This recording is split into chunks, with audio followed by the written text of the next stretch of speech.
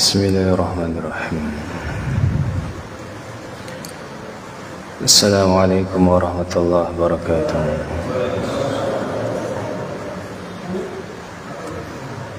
إن الحمد لله نحمده ونستعينه ونستغفره ونعوذ بالله من شرور أنفسنا ومن سيئات أعمالنا. من يهده الله فلا مضل له ومن يضلل فلا هادي له. أشهد أن لا إله إلا الله وحده لا شريك له وأشهد أن محمدا عبده ورسوله. اللهم صل على محمد وعلى آل محمد كما صليت على إبراهيم وعلى آل إبراهيم. اللهم بارك على محمد وعلى آل محمد كما باركت على إبراهيم وعلى آل إبراهيم إنك حميد مجيد. إخواني في الدين, jemaah Masjid Al-Ihsan yang saya muliakan karena Allah Azza wa Jalla, segala puji bagi Allah. Tidak ada ilah yang berhak kita sembah kecuali Allah Azza wa Jalla. Dan jadikan itu dasar dari semua aktivitas kita, Pak. La ma'budu bihaqqin illallah. Tidak ada sesembahan yang berhak kita jadikan tujuan semua amal ibadah kita kecuali Allah. Itu jadikan dalam semua keadaan kita. Bayangkan kita pernah mendengar hadis Nabi kita yang mulia SAW, seseorang yang yu'ta bitis awatis'ina sijilan, orang yang didatangkan padanya 99 catatan amal. Setiap catatan itu penuh dengan dosa, ya. Dan tidak ada yang diingkari satupun. Gak ada. Artinya benar, dia melakukan semuanya sampai 99 catatan amal keburukan loh, Pak. Bayangkan 99 sijilan. Sehingga sudah udahlah, neraka saya ini gitu kan. Udahlah gitu. Gak punya harapan saya gitu. Akan tapi Allah tidak mungkin medzalimi wa la yudlimu ahada. Allah enggak mungkin medzalimi seseorang pun. 99 catatan amal keburukan itu ditaruh di kifah, timbangan amal satunya. Kemudian Allah berikan sebuah bitokoh untuknya, yang di bitokoh tersebut tertulis La ilaha illallah, La ma'buda bihaqqin illallah. Tidak ada sesembahan yang berhak kita sembah kecuali Allah. Maka itu ditaruh di kifah juga, satu timbangan neraca yang gila, Pak, yang timbangan ada dua, apa namanya ini, daun timbangan, ya. Satunya ditaruh di timbangan ini amalan keburukan tadi, yang 99, yang satu sijilnya itu catatannya itu sejauh mata memandang. Pokoknya sudah, kita bayangkan orang tersebut itu sudah ahli dosa yang sudah nggak ada bandingannya gitu, Pak. Dalam satu catatan amalnya, satu kitabnya itu sejauh mata memandang itu 99. Bayangkan. Tapi ketika bitaqah itu ditaruh di daun timbangan satunya, malat alaihin bitaqah, maka apa? Timbangan yang ada bitaqah ini lebih berat, Pak. Lebih berat. timbangan yang di atasnya adalah la ilaha illallah, la ma'buda bihaqqin illallah. Tidak ada sesembahan yang boleh, bahkan kita itu jangan punya sesembahan kecuali Allah Azza wa Jalla. Tidak ada sesembahan yang berhak menerima ibadah kita, menerima sedekah kita, menerima kebaikan kita, kecuali niat itu semua untuk Allah Azza wa Jalla. Maka jadikan ini sebagai landasan segala aktivitas kita. Semua yang kita kerjakan dalam rangka menegakkan la ma'buda bihaqqin illallah, dan semoga Allah akan memberatkan timbangan kita karena itu.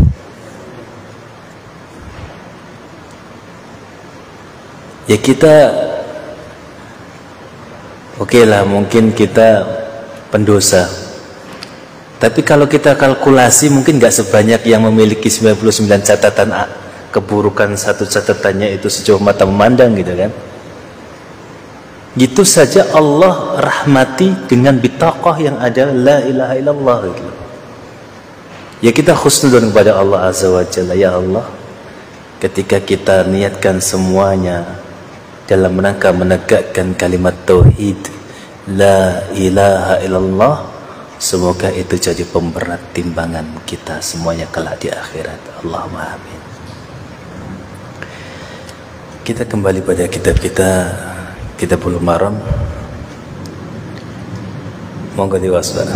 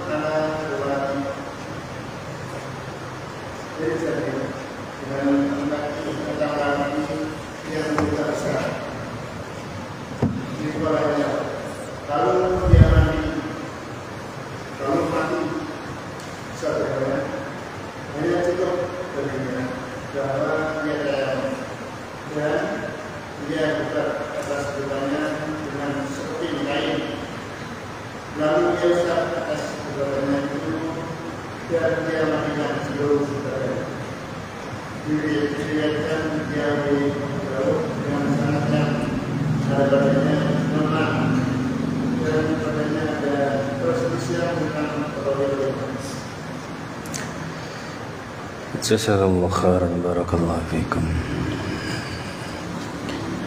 عن جابر رضي الله تعالى عنه في الرجل الذي شجع فاغتسل فمات إنما كان يكفيه أن يتيمم ويأسب على جرحه خرقة ثم يمسح عليها ويغسل سائر جسده. Hadis ini ada kaitannya dengan yang sebelumnya tentang mas'alal jabair, mengusap napa niku jabair itu pokoknya pengikat luka lah kalau gampangnya. Nanti bisa gif, bisa nopo mawon, yang penting perban atau nopo yang bisa dipakai untuk luka. Ini ada hubungannya dan diperselisihkan kesohihannya. Ada yang mengatakan hasan, ada yang mengatakan dan hasan li ghairihi karena ada qarinah hadis yang sama yang datang bersamaan dengan ini.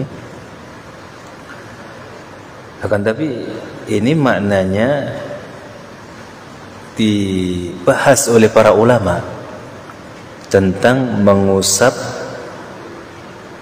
apa namanya, perban atau gif atau yang lainnya lah itu. Dan ini penting, Pak, penting karena kita manusia kadang-kadang kan pakai Hansaplast gitu kan, atau enggak pakai perban atau apa lagi itu. Bagaimana hukumnya gitu kan? Bagaimana hukumnya?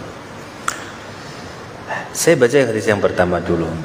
Wa an Ali radhiyallahu anhu in kasarat ihda zandayya. Ya, apa ini? Tulang ini, salah satu tulang yang itu tangan ini patah gitu. Fasa'altu Rasulullah sallallahu alaihi wasallam al-jabair. Kemudian kalau beliau mengatakan demikian, mungkin diperban sama Ali bin Abi Thalib. Kemudian bertanya kepada Nabi kita yang mulia sallallahu alaihi wasallam, fa amarani an amsaha al-jabair. Maka beliau merintahkan untuk mengusap di atas pembalut luka tadi, apapun itu jenisnya. Kemudian hadis yang kedua ini. Hadis yang kedua ini, innama kana yakfihi ay yatayammam. Ini hadis yang sering kita dengar, ya. Rajulun fi safar fasujja fi ala ra'sihi fahtalama.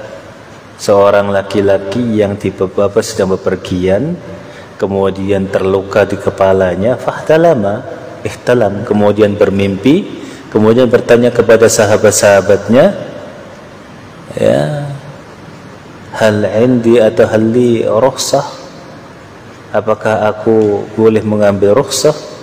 Ma najidu laka rukhsah wa anta taqdiru 'alal ma. Kami enggak mendapati engkau rukhsah, kan engkau mampu untuk mandi, gitu katanya. Kan lukanya cuma di situ, kamu kan bisa mandi, jalan juga bisa gitu. Tanya ke sana kemari kayak gitu, kan jalan juga bisa gitu. Masa mau ngambil rukhsah gitu kan? Fakta salah, kemudian mandi. Famat, kemudian meninggal. Qadarullah wa ma syaa fa'al. Takdir Allah dan apa yang Allah kehendaki pasti terjadi. Gitu kan? Apa yang kehendaki pasti terjadi. Kemudian diberitakan kabar itu kepada Nabi kita yang mulia SAW, sehingga Rasul mengatakan qatalahumullah, mereka telah membunuh orang tersebut, semoga Allah membunuh mereka semuanya. Ala yas'alu, ya, idlam ya'lamu. Kenapa mereka tidak bertanya kalau tidak mengerti? Kemudian hadisnya ini, kana ya'fihi ayatamammam. Ya, padahal dia sebenarnya cukup untuk tayamum. Wa ya'siba ala jurhihi khirqah. Kemudian mempercikkan di atas jarhihi tadi, ya. Karena dia dibalut, ini nas ya. Ini perawinya juga lupa antara dibalut atau dipercikkan gitu kan. Perawinya juga lupa. Maka ketika dibalut atau dipercikkan itu sama dia lupa. Summa masaha 'alaiha, berarti ini dibalut. Karena menyuruh dimasah. Masah 'alaiha sama-sama cuman jabair tadi. Wa yaghsilu sa'ira jasadi, kemudian sisanya baru dia mandi. Maka madhab Imam Syafi'i ketika mengusap jabirah, mengusap perban atau pembalut luka apapun itu, disyaratkan dua. Syaratnya dua, ya. Dia la bisujabair ala taharah atau yalbas jabair ala taharah. Dia ketika memakai perban itu dalam keadaan suci, jadi sudah wudhu dulu. Kemudian wala tatajawaza al-hajah, dan juga perban itu tidak sampai melebihi kebutuhannya. Maksudnya apa? Kadang-kadang lukanya sini tapi diperban sampai segini gitu kan. Nah itu. Jadi enggak apa? Ya lukanya segini aja gitu. Itu baru boleh dimasah. Baru boleh diusap. Artinya kalau enggak, syarat itu dua-duanya atau salah satunya hilang, enggak boleh. Dan itu juga yang di madhab Imam Ahmad bin Hanbal. Ada tiga keadaan.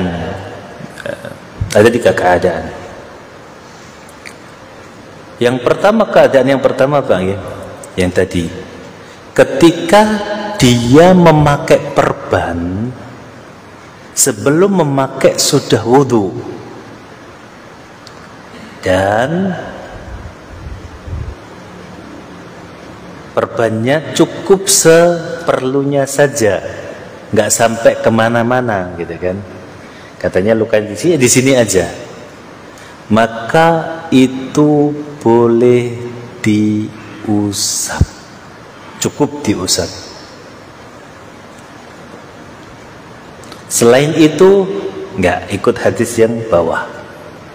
Katakanlah dia yang namanya luka Bang ya, kadang-kadang kan nggak, misalnya jatuh dari mana, saya tak wudhu dulu kan nggak mungkin. Kadang-kadang langsung dibawa ke bidan, langsung dibawa ke dokter, diperban, gimana kan, diperban. Jika keadaannya dia diperban, kemudian dia belum suci sebelum memakai perban itu, dia wudhu seperti biasa, atau bisa diawali dulu, dia harus tayamum terlebih dahulu. Sebagaimana Nabi kita mengatakan, kana yakfihi ayyatamamma, ya, ayyatayammam, maka dia harus tayamum dulu. Ya, kana yakfihi ayyatayammam, harus tayamum terlebih dahulu. Atau terserah mau tayamumnya akhir, mau apa terserah ya, tapi bagusnya tayamum dulu, kemudian dia wudhu seperti biasa, kemudian mengusap perbannya.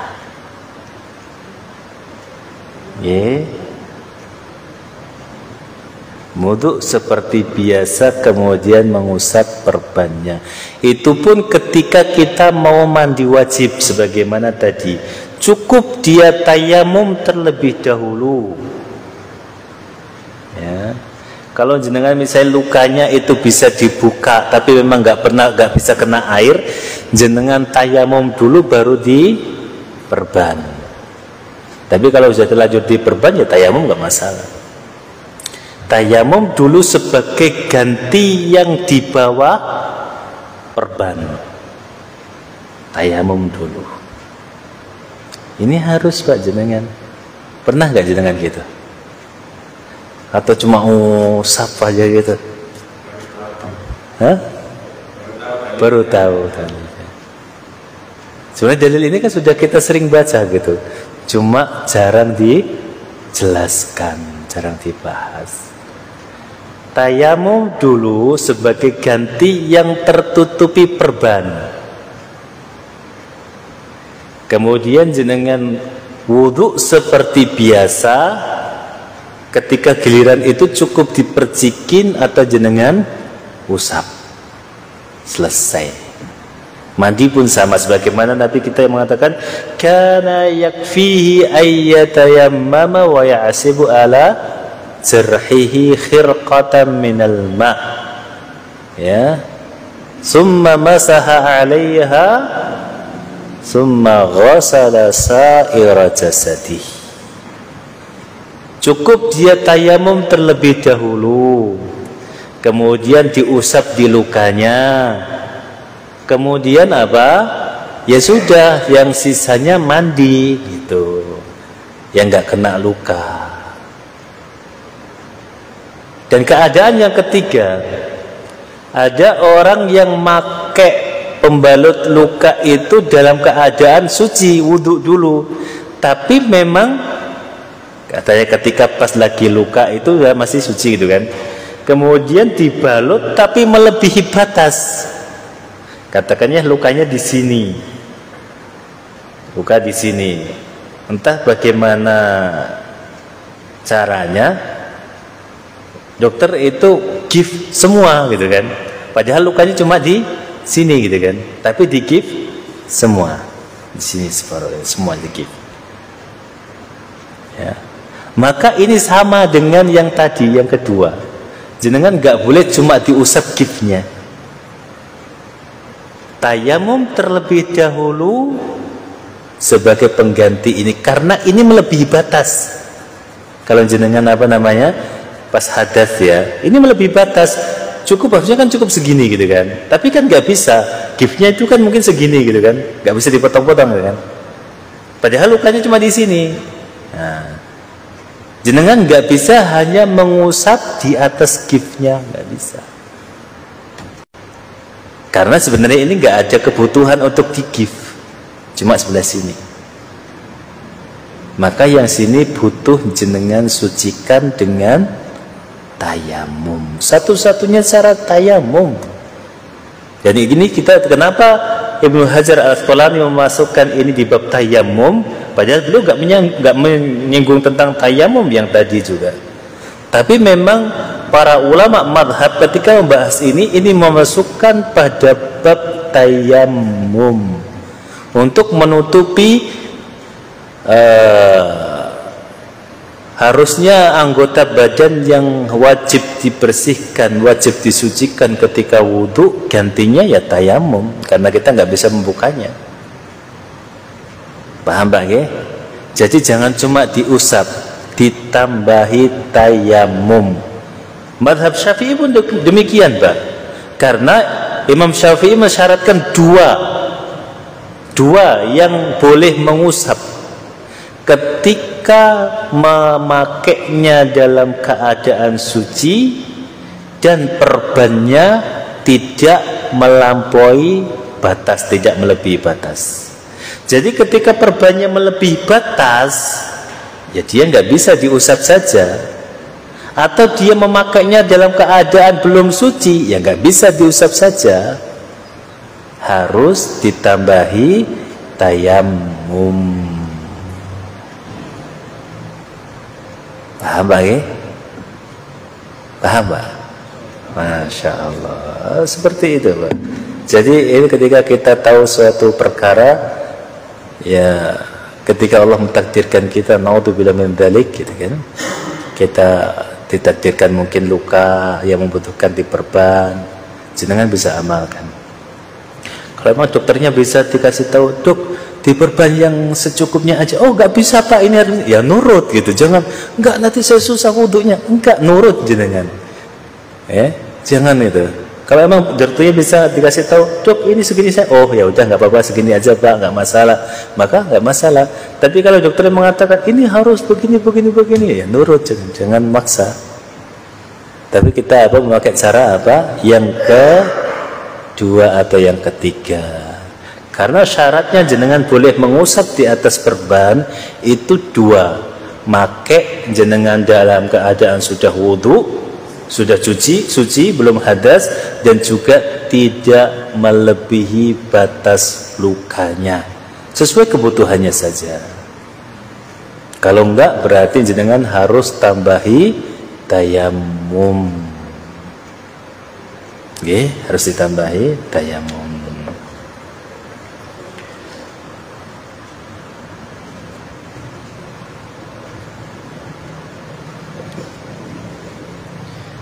Hadis yang selanjutnya, wa an Ibnu Abbas radhiyallahu ta'ala anhuma, dari sahabat yang mulia Abdullah bin Abbas, semoga Allah meridai Abdullah ibnu Abbas, Abdullah dan juga Abbas paman Nabi kita yang mulia sallallahu alaihi wasallam. Qala, Ibnu Abbas mengatakan, minas sunnati alla yusalli ar-rajulu bitayammumi illa salatan wahidatan thumma yatayammamu lis-salatil ukhra. Tapi hadis ini dhaif jiddan, dhaif banget. Tapi ini juga dibahas oleh para ulama. Karena namanya hadis yang ketika sampainya pada para ulama itu beda-beda. Kadang ada satu ulama mengatakan itu dhaif, satunya lagi mengatakan sahih. Kenapa? Karena dia mengenal rawinya itu, katakanlah rawi yang didhaifkan oleh sebagian ahli hadis, ternyata menurut dia thiqah. Menurutnya thiqah. Dia tidak menemukan cacat atau enggak adul, bisa diterima, bisa dipercaya, adil orangnya. Maka ini pun pembahasan ini dibahas oleh para ulama mazhab meskipun berselisih pendapat. Ada yang mengatakan tayamum itu ya seperti wudu. Yang membatalkan tayamum itu kecuali ada air, itu saja. Jadi ketika jenengan tayamum, sholat duhur tayamum karena nggak ada air, ya, sholat asar jenengan belum batal. Terus aku gak mungkin wis tayamum wudu duhur. Padahal sholat asar ini sudah ada air. Maka jenengan gak boleh mempertahankan tayamum. Harus wudu ulang. Kalau emang gak ada terus, maka ini seperti wudu, salah satu pendapat para ulama. Dan pendapat yang lainnya apa yang diucapkan Ibnu Abbas ini, meskipun hadisnya dikomentari dhaif, yaitu wa minas sunnah, dan termasuk dari sunnah alla yusalli ar-rajulu bitayammumi illa salatan wahidatan. Seorang laki-laki hendaknya tidak sholat pakai tayamum kecuali satu kali sholat saja. Summa yatayammamu li sholatil ukhra. Kemudian dia ketika ingin sholat yang baru lagi, dia harus tayamum lagi.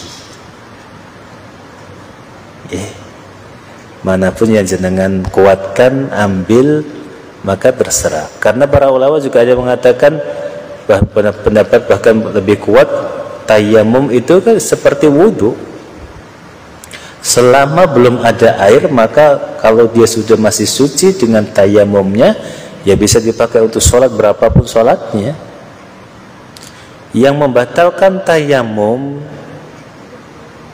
itu ya yang membatalnya wudu, kemudian adanya air. Yang membatalkan tayamum adalah pembatal wudu dan kemudian adanya air untuk wudu. Maka jenengan mau mengikuti yang sebagaimana yang Ibnu Abbas katakan, setiap mau sholat tayamum, monggo, nggak ada masalah. Karena kita pun wudu, mau setiap sholat wudu juga nggak masalah. Gini Bapak, jenengan tasik nggak ada wudu, belum batal, jenengan mau wudu lagi nggak masalah, nggak ada larangannya. Setiap mau sholat jenengan wudu ulang nggak masalah, karena wudu itu bahkan ibadah dan wudu itu disyariatkan. Bahkan Rasulullah mengatakan apa? Menyuruh kita apa? As-subugh, wudu, menyempurnakan wudu. Asbighul bil wudu, hendaklah kalian menyempurnakan wudu. Ya, bahkan di dalam keadaan fil qarah, dalam keadaan yang engkau benci untuk wudu. Ya, engkau benci untuk wudu tapi harus wudu gitu. Bahkan itu tetap disuruh menyempurnakan. Jenengan mau wudu tiap sholat wudu nggak masalah. Sebagaimana tayamum, jenengan mau tiap mau sholat tayamum nggak masalah. Ataupun jenengan memakai pendapat saya sudah tayamum dan belum batal, mau sholat lagi, sholat untuk asar, sholat untuk maghrib, terserah. Selama jenengan belum batal. Wallahu a'lam bishawab. Kita masuk bab baru ya, babul haid, bab tentang haid. Wa yas'alunaka 'anil mahid qul huwa adhan fa'tazilun nisaa fil mahid wa la taqrabuhunna hatta yatahharna in tatahharna fa'tuhunna min haitsu amarakumullah innallaha yuhibbut tawwabin wa yuhibbul mutatahhirin. Wa yas'alunaka 'anil mahid. Ya, orang-orang bertanya tentang haid. Ini penting, kanggo ibu-ibu penting. Bahkan para ulama juga berselisih pendapat haid itu dimulai dari usia berapa sampai berapa, itu berselisih pendapat, Pak. Ya. Ada haid itu yang berpendapat dimulai usia 9 tahun, maka sebelumnya tidak disebut haid. Ada yang berpendapat haid itu hanya sampai usia 50 tahun.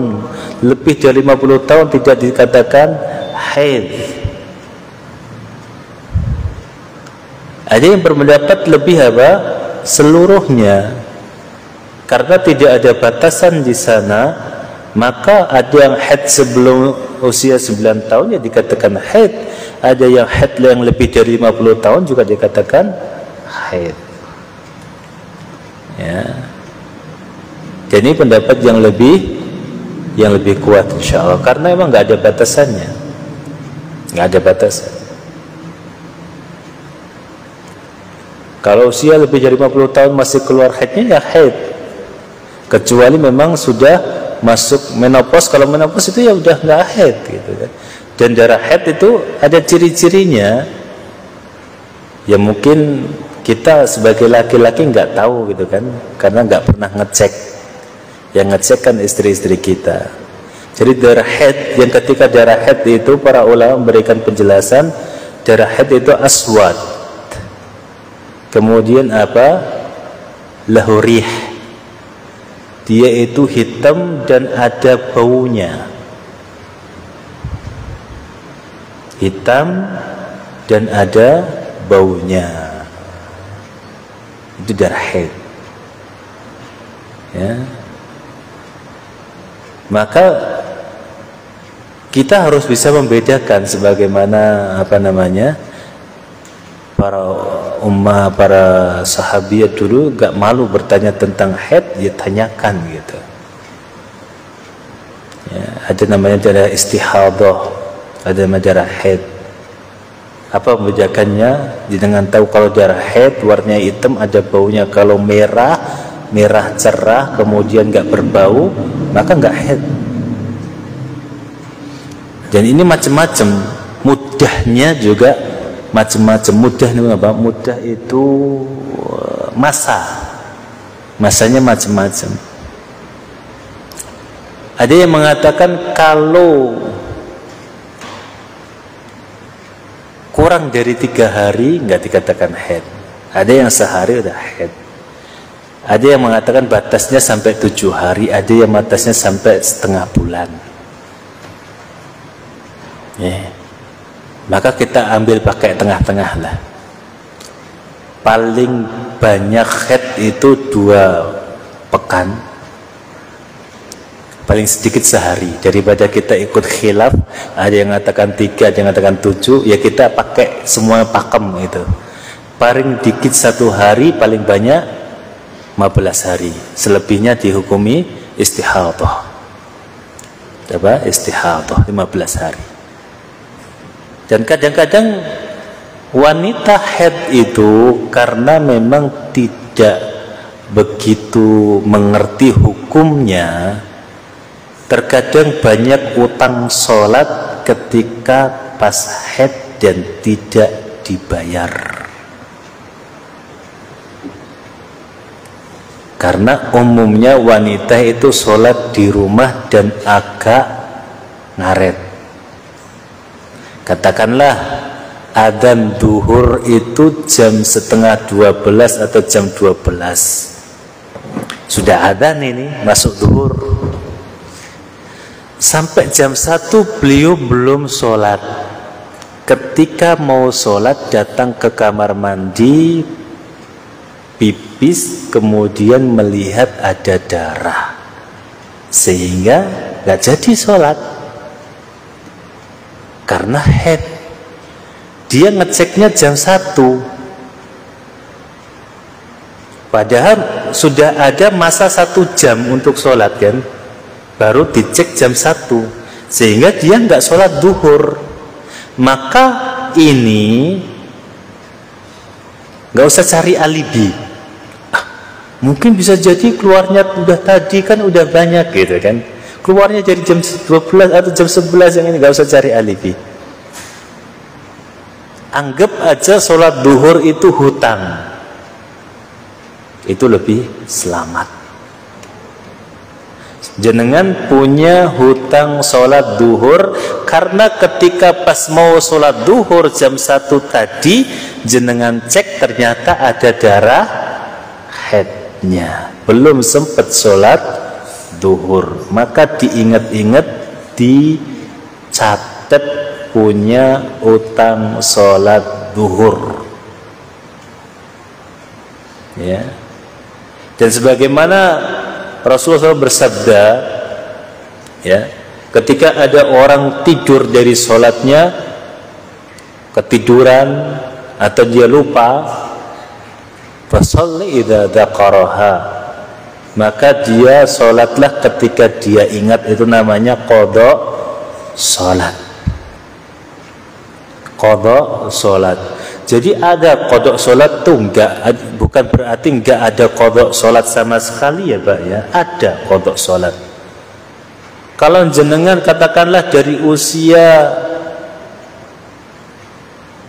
10 tahun atau dari usia balik lah, kan yang itu pas balik aja, jenengan nggak pernah sholat gitu kan, kemudian sholat di usia 30 tahun, 40 tahun jenengan sholat. Bagaimana? Apakah sholat saya dikodok yang selama ini? Kodoklah semampu jenengan. Kemudian banyak istighfar.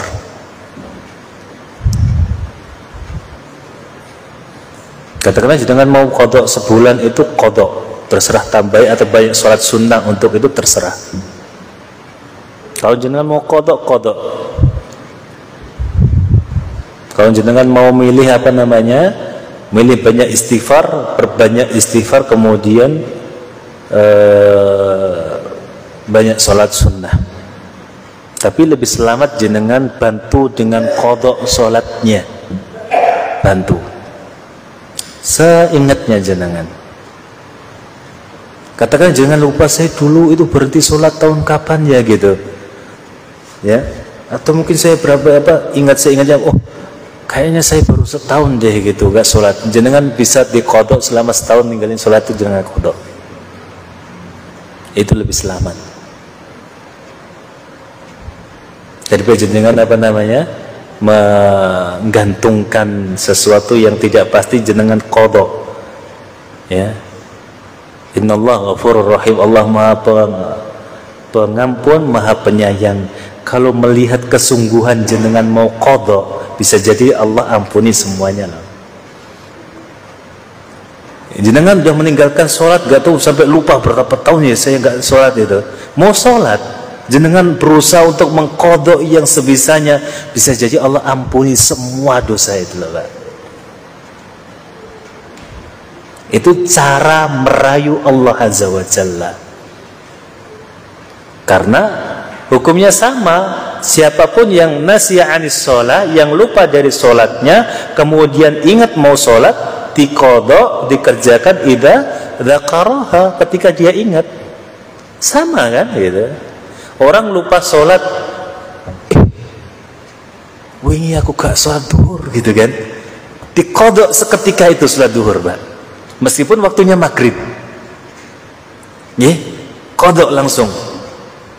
Jenengan maghrib itu sholat duhur untuk kemarin, misalnya jenenganku sampai lali sholat duhur, ngoten lho Pak, misale dikodok pas eling, pas. Jangan nunggu-nunggu, sisuk wae duhur tak kei 8, enggak. Pas eling iku langsung dikodok, ketika pas ingat langsung dikodok. Paham Pak?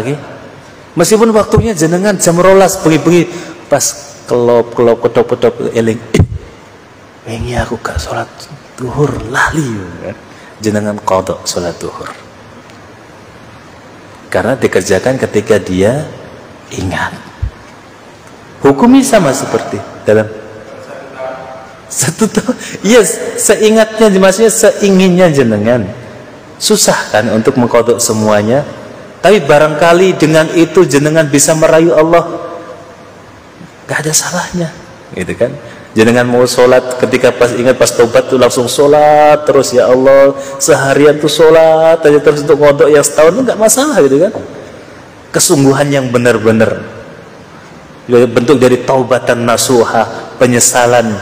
Kata para ulama, an-nadam taubatan nasuha.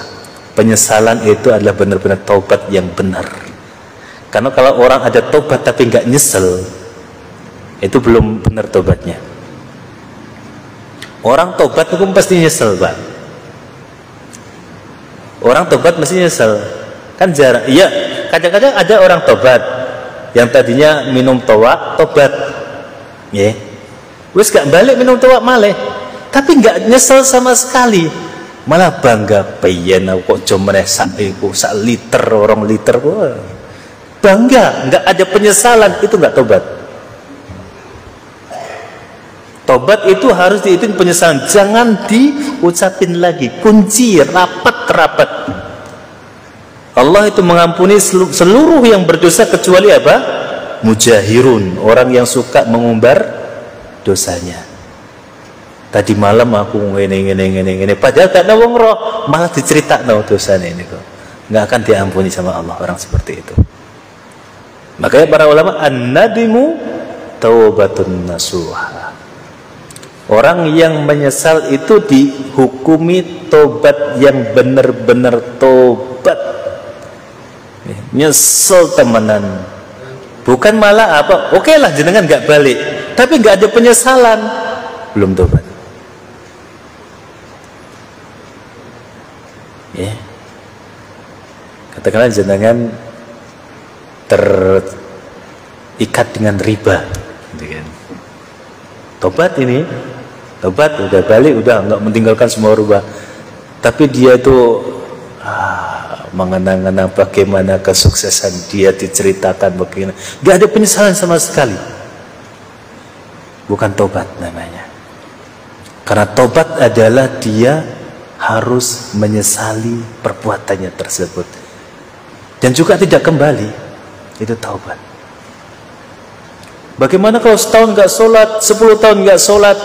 Penyesalan. Bukti penyesalan apa jenengan? Cobalah sholat semampu dalam sehari itu. Kalau jenengan mampu sampai katakanlah gemeter kakinya jenengan, sholatlah itu. Bentuk menyesal, bentuk ya Allah, aku sudah meninggalkan sesuatu yang sangat berharga buat saya, gitu. Kerjakan itu. Siapa tahu Allah Azza wa Jalla mengampuni dosa kita. Para ulama ada yang berpendapat gak usah diqadha karena waktunya sudah lama, ada gitu. Dan jenengan mau ikuti itu, monggo silahkan. Silahkan. Ya. Pendapat gak menutupi saya, emang ada. Pendapat bagaimana kalau saya dari itu enggak itu? Karena waktunya yang sangat lama dan tidak bisa diganti saking banyaknya, gitu kan. Maka cukup taubat, menyesal, kemudian tidak mengulanginya lagi, itu taubat. Ya. Tapi kalau jenengan mau qadha sebisanya, silakan, semampunya. Ya. Kembali ke yang ibu-ibu tadi, ini udah lewat apa? Udah kemana-mana. Ibu tadi ketika dia sudah sholat duhur jam 12, dia belum sholat, udah adzan duhur ini jam 12. Ketika jam 1 mau sholat, dia ke kamar mandi, ternyata ada darahnya, sehingga nggak jadi sholat duhur. Ditanya, Bu, kenapa nggak sholat? Head. Maka dia harus membayar sholat duhur ketika bersih. Begitu pula ketika beliau bersihnya pas sholat asar. jam 4 gitu, maka yang harus diganti sholatnya adalah sholat duhur dan asar. Itu sebagian ulama berpendapat demikian. Kenapa begitu? Karena duhur masih bisa dimasukkan ke asar dalam jamak takhir. Ada yang berpendapat gak usah asar aja. Kenapa? Karena pas waktu duhur masih belum suci, ngapain sholat gitu kan. Itu Bung harus diingat-ingat. Kalau jenengan sholat apa jenenge sucinya pas isya, sholatnya kalih maghrib. Kalau sucinya pas asar, sholatnya kalih duhur. Nih sholat apa sucinya pas duhur ya duhur aja, nggak usah asar. Asar kan nanti juga udah suci gitu kan. Atau pas sucinya maghrib ya maghrib aja, isyanya kan nanti. Dan nanti ada hukum bagaimana kalau headnya itu nggak lancar, sehari keluar, tiba-tiba ditungguin nggak keluar, kemudian keluar lagi di hari kedua atau ketiga atau keempat keluar lagi, gue sekarang nggak keluar lagi. Namanya manusia kan, Allah yang mentakdirkan. Mungkin ada apa namanya sesuatu yang menghalangi darah itu keluar. Wallahu a'lam, itu dari segi medis yang bisa menganalisa hal tersebut. Tapi ada hukumnya dalam Islam. Wallahu a'lam bishawab. Kita akan lanjutkan pada pertemuan yang akan datang. Subhanakallah bihamdika asyhadu an la ilaha illa anta astaghfiruka wa atubu ilaik. Assalamualaikum warahmatullahi wabarakatuh.